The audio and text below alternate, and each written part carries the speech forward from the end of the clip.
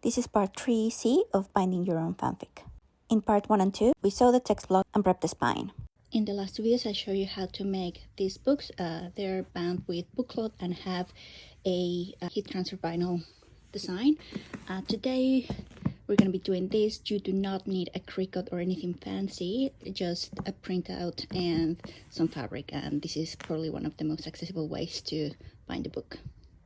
To get the art, I always just Google Manacled AO3. And all of the art that Avendel has done for the fic is here. Oh, see? There's another one, etc, etc. You're gonna print it in A4 paper, so just go to Canva, create the sign, and just type A4 portrait, and just click on that. Then what I do, I just measure the width and height of my covers, and this image here will have the same dimension, so it's not the whole page, just the image. So I know in this case is roughly that.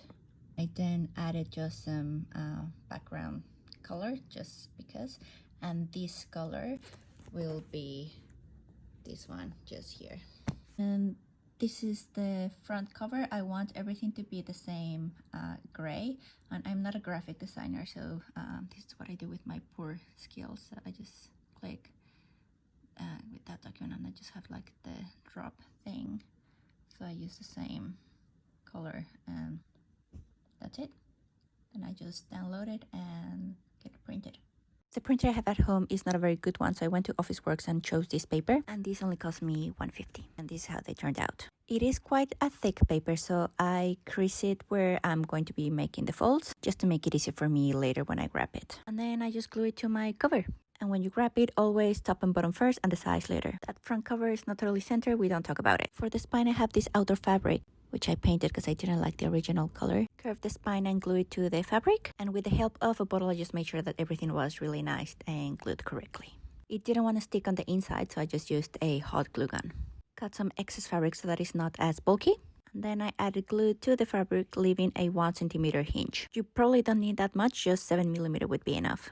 Added glue to my spine because I'm using an Oxford Hollow. Remember, you only glue the spine if you use the Oxford Hollow. Anyway, glue the end papers and a piece of paper in between to protect your text block.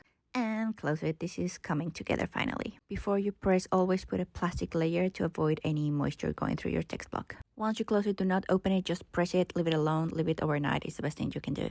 And that's it. This is how it turned out. The best part is that you do not need a cricut, just the printout and outer fabric. I will be adding the title on the spine because I'm extra, but you don't need to. Okay, bye!